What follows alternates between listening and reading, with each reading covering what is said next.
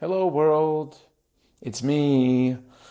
It's Cory. I'm back for another exciting episode of the Little Bit Different podcast. I hope you're doing fantastic and amazing wherever you may be in the world where you're listening to this.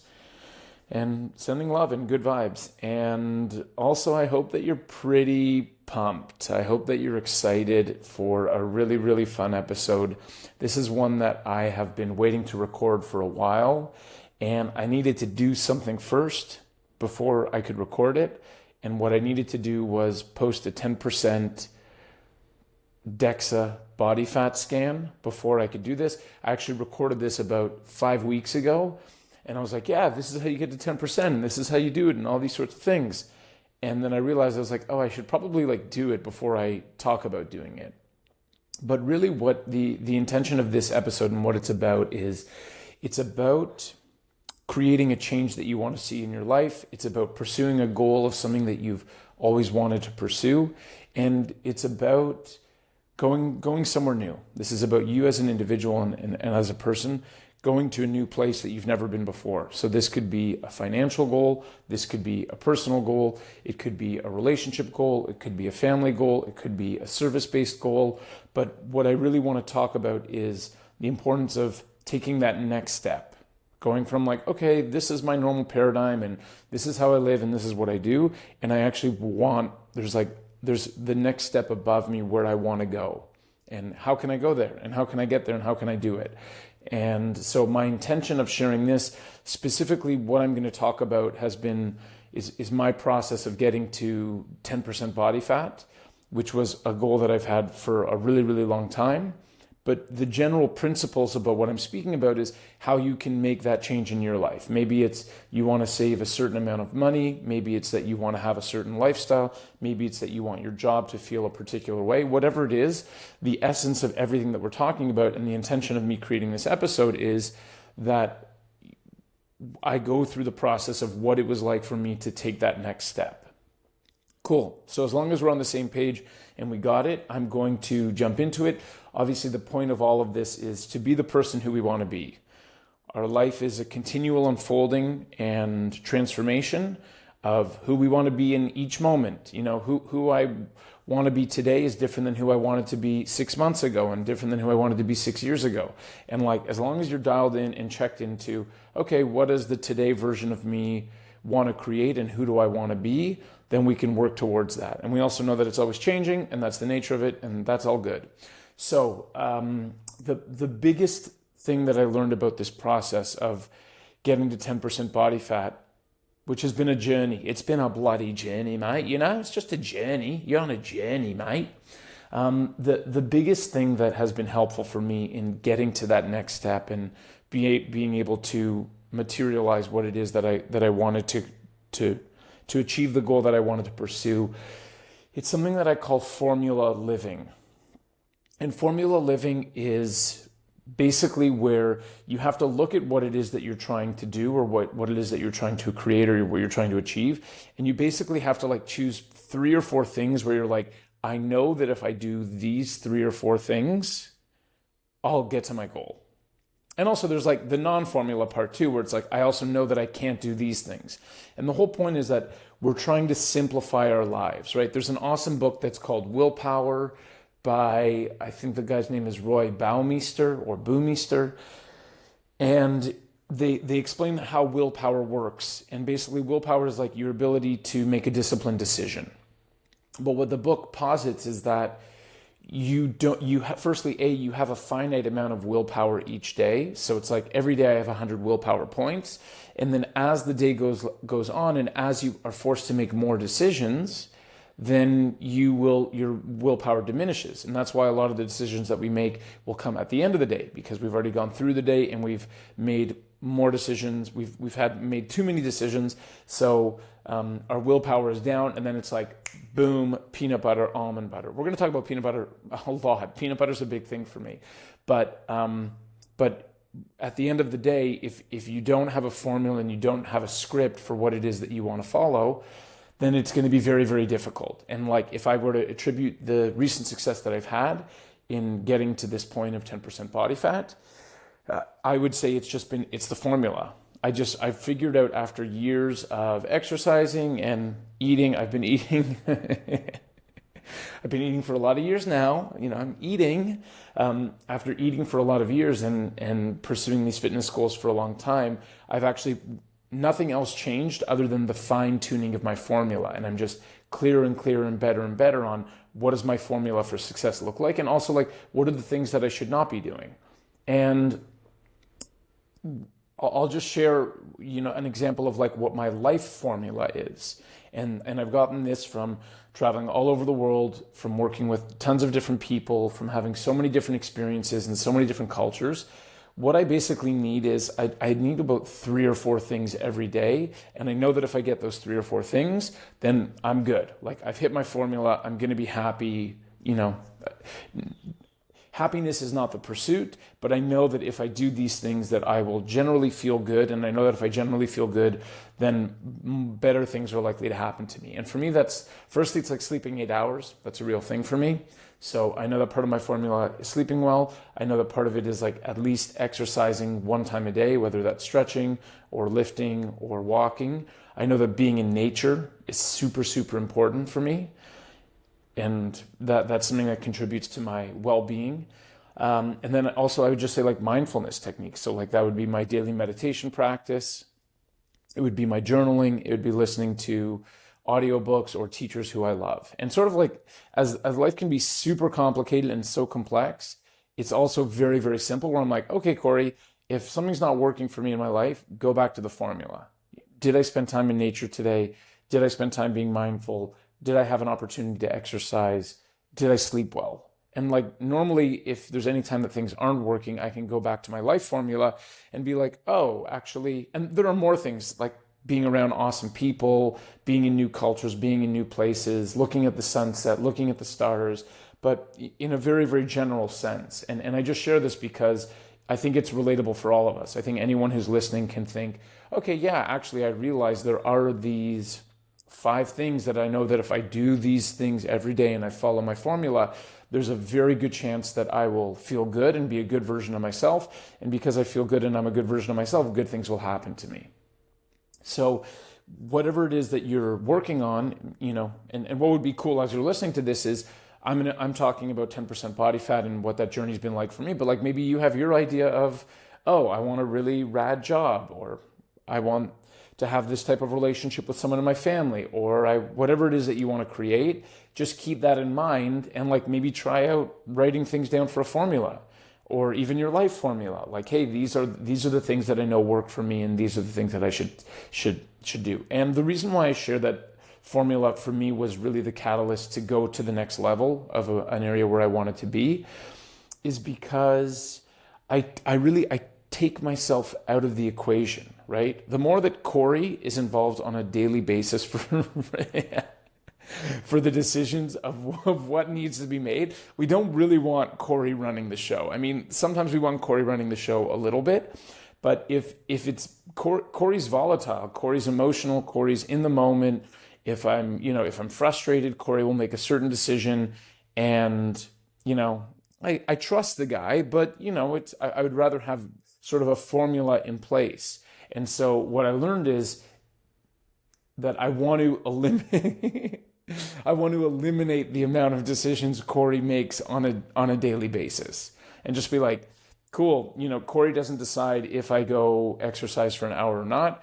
Cory doesn't decide if I'm eating after 8 p.m. Cory doesn't decide whether or not I'm meditating. Like, there are just things that on a daily basis, I have outsourced, I've delegated. Yeah, juicy word. That's really juicy. I've delegated certain things that I know need to be done every day.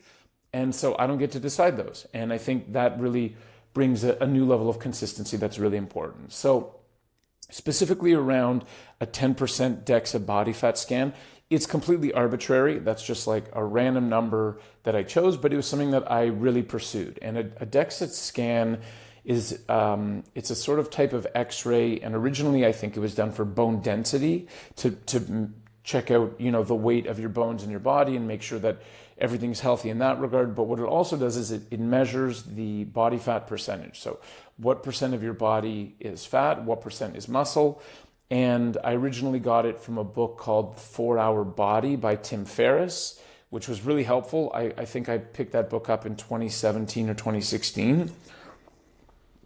And it really changed and helped, evolve my fitness routine and the way that I look at things. And he's just like, don't go on a scale, because your weight can go down or your weight can go up. But what are you doing with intention? Is it that you're growing muscle and losing fat? And the first test I ever posted was a 15%. And I think that was like 78th percentile, something like that. And it was just like, for me, I had this crazy weird vision of just like, I just want to be 10% body fat. Because sort of like, if you're at 10% body fat, then, you're pretty cut, you are pretty lean, you're pretty strong, you have a six pack. And so that was something that I pursued and that I personally put value on, and that I thought was important or would be important. And over the years, I've consistently been doing tests, and always like 15%, 13%, 11%, 12%. The best I ever posted before this was 10.6.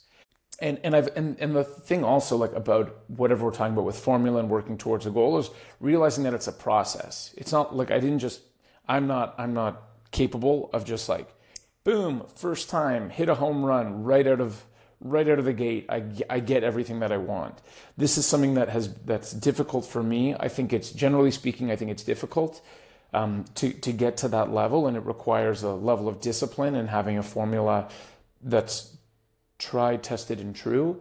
But it was just something that was important to me, and something that I couldn't get there. Like, I was at 10.6. I was like, oh, will I ever get to 10%? And so most importantly, again, like, this isn't about aesthetics. It's not about, how I look. It's about deciding that I wanted to be a certain type of person. And the person who I decided that I wanted to be was someone who had 10% body fat. So that's why I pursued it. And I've just stayed with it over time, since I think the first test I did was 2018. And yeah, and so I just, every time I come back to Toronto, which is usually like 2 times a year, I'll do a DEXA scan. And that's sort of like when I check in with myself. And I'm sure there are times in my life where, like, I haven't had access to a DEXA scan where I was at 10%. But for me, it's just like, when I do the DEXA scan, that's when it's game on. So all of this being said, I think what would be helpful and awesome for you, the listener, hi listener, would be to set a goal and think of something that you want to work towards. So you know what that is, you know what's going on in your life, you know what it is that you're trying to create. Maybe it's earn more money, maybe it's save more money, maybe it's have a different lifestyle. But also, when you have a specific goal, you know exactly what you're working towards. And the thing that I love about DEXA is that there's no lying, there's no hiding, it's 100% objective. It's like, it's just science, it's a number. So if I'm going for 10.0 body fat percent as a goal, and I hit 10.1, then I'm not there. And doesn't make me good, doesn't make me bad, doesn't make anything else, but it's something that I can measure. And I think it's sort of like the same with finances. Like, so for me personally with my finances, each month I have a number where I want my investments to be.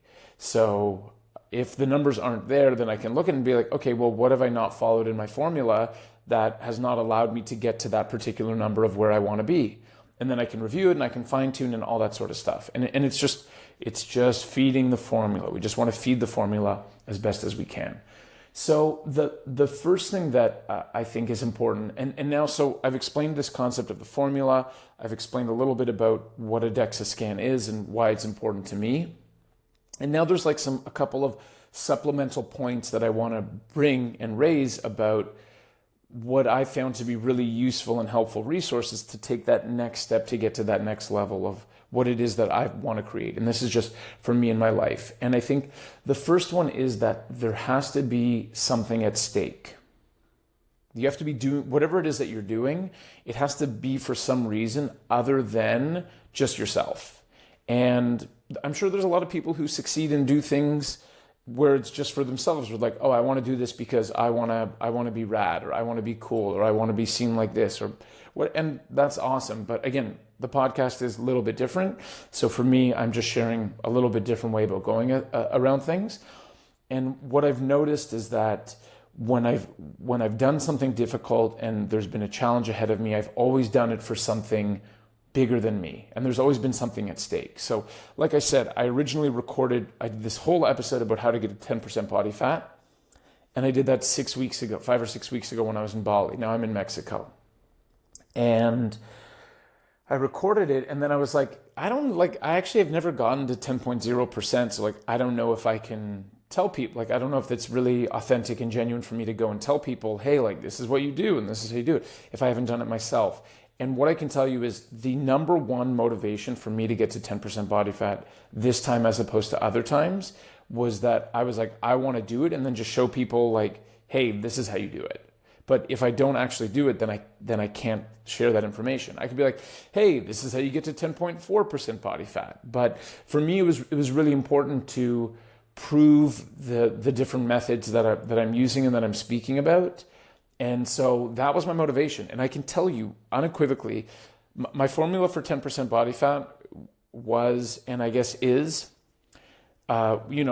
getting at least 15,000 steps in a day. So that's walking. I love walking. I love listening to books. I love listening to music. I love being in nature. Walking is a really easy thing for me.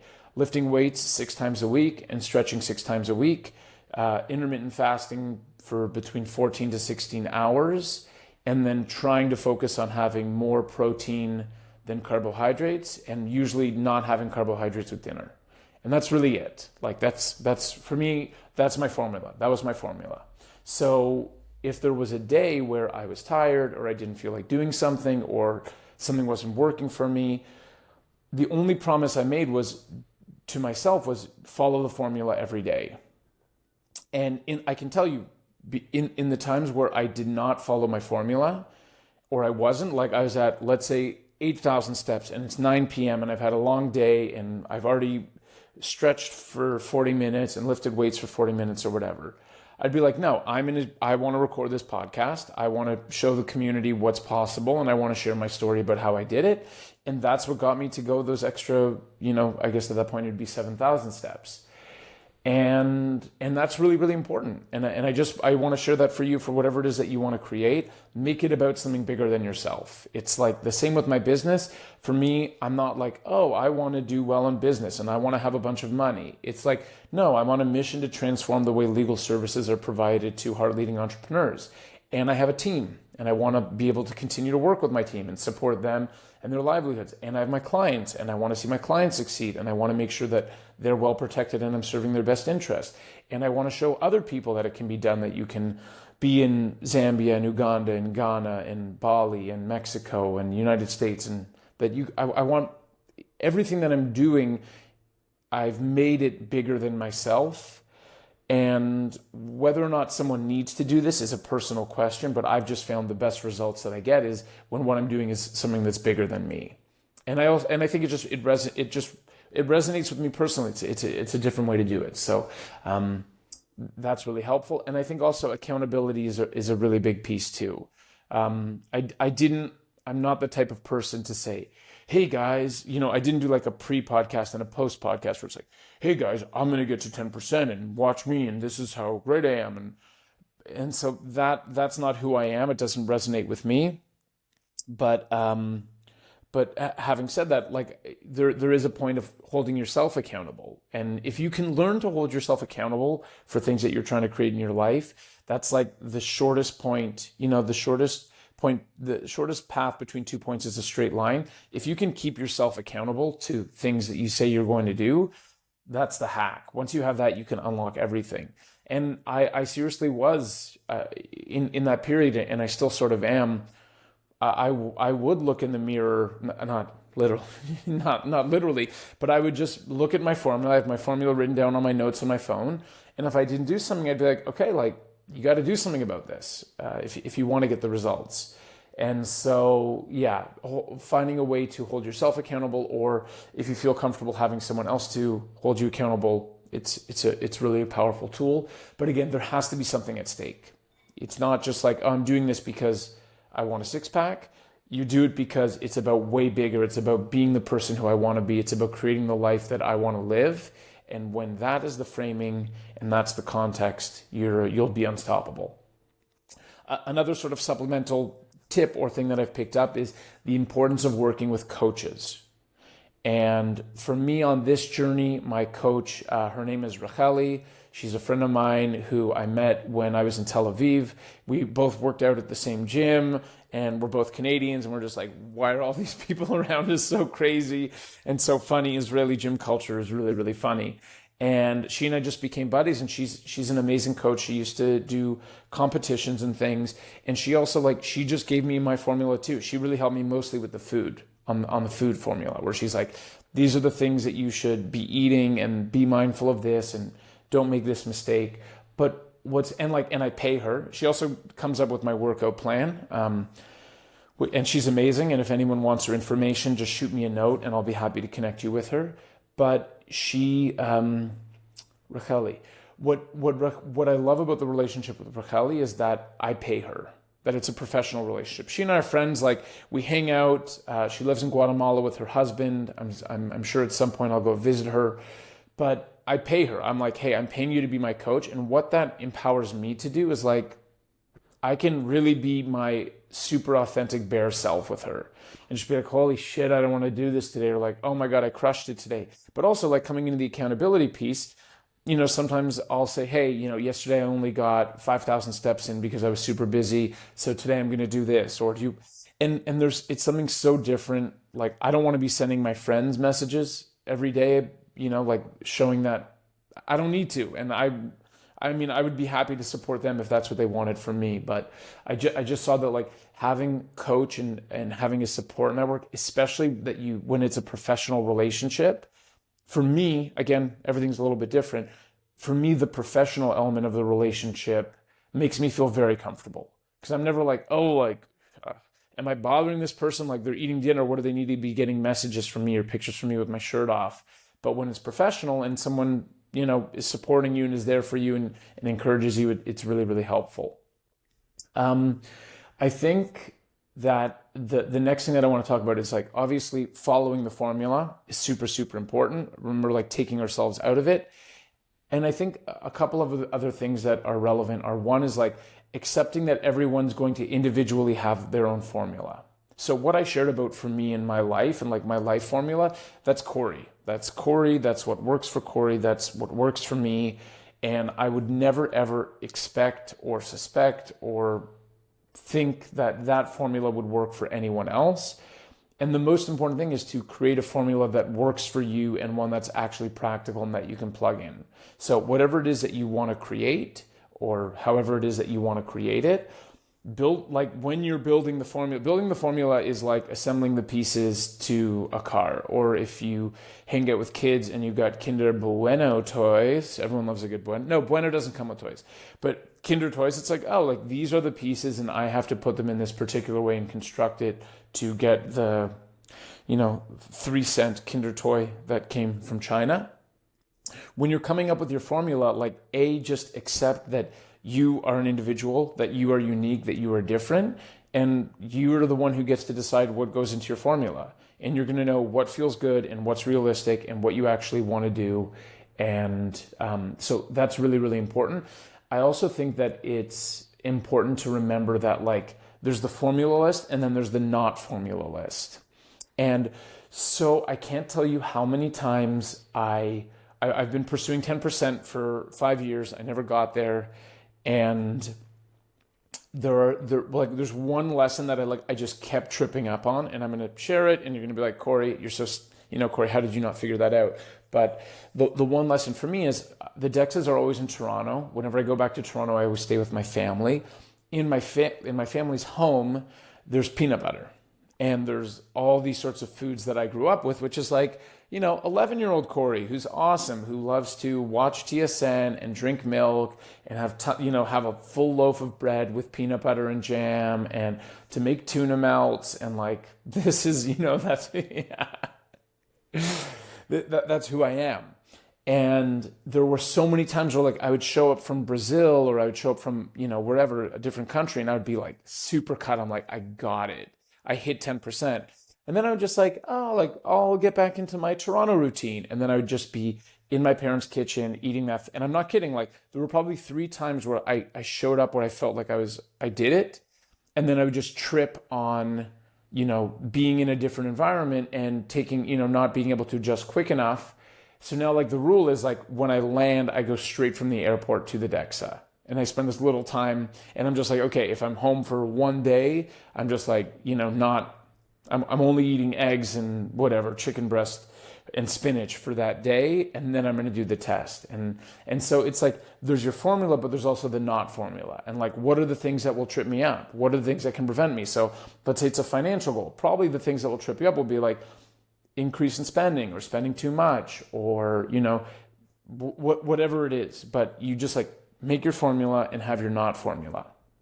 And I think also just sort of like in summary and to wrap all of it up, what I will say that's really important is understanding that all of these things take time. So like I said before, maybe someone is the type of person who can just go and like, boom, first time out of the gate, hit their goal and make it happen, or have the perfect formula right from the start.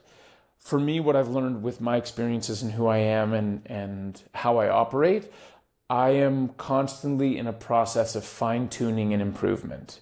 So I'm not the type of person who like, and I see this a lot when I travel. Like when I travel to a new place, it takes a little bit of time for me to be like, okay, this is the coffee shop that I want to work from. This is the place where I get my juice. This is where I do this. And it's not like first time out of the bat, I get it. And what I've noticed so much with my formula for 10% is that it's constantly evolving. And it's really cool to have hit it. And I was really happy to hit it. But when I look at what my formula is now versus what my formula is 2 years ago, they're completely different. And obviously what I'm doing now is more effective. But also, I had to go through that process of not succeeding and not hitting it and being at 12% and being at 11%. And right, I had fun. I've been having fun along the whole journey, but it's a constantly evolving process. And in addition to it being constantly evolving, I think another point to realize is like 10% as a goal, it's like, I'm not going to stay there forever. The expectation is not, oh, I got 10.0% body fat, so now I'm always going to be that. I know that it comes and goes, and I think being easy with myself about it is really important. And like, okay, and now in my mindset, I'm like, if you give me 5 days, I can get my body back to in the 10% range. And that's always just where I want to be. For me, it doesn't have to every day be the same thing. So that's important as well. Just like realizing like, okay, we have these goals and we set a marker and then we hit it and then maybe we move back a little bit and we move forward. But it's like, if I don't have it, there's no part of me that freaks out. I'm like, oh, okay, I just have to create this again.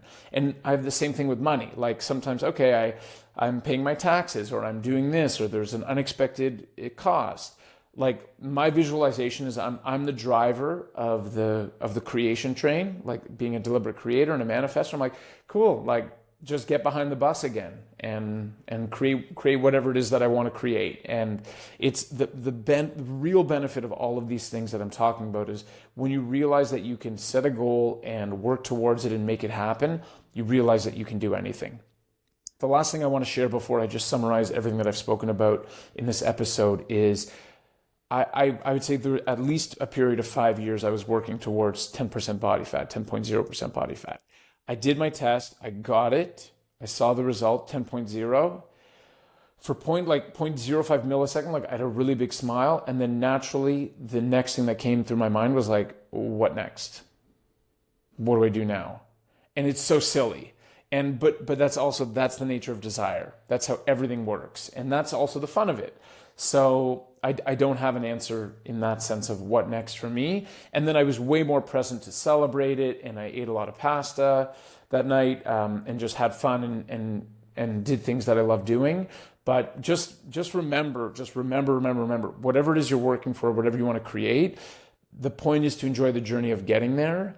And that the moment you get there, you're gonna be satisfied for a second, and then you're gonna be like, okay, now what else do I do? So I hope you've enjoyed this episode. It's been a real blast for me.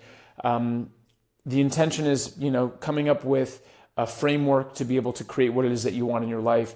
The importance of the formula and having a formula. With you specifically, it's setting a goal, having something at stake, being accountable finding coaches and having support, ideally that you're paying for, and then following the formula, being aware of the not formula, and realizing that it's just a process over time and that you're constantly working towards, and that even when you get it, you're still going to want something else. So everybody out there, stay different, y'all. I love you. Thanks for your attention, and enjoy the process of creating.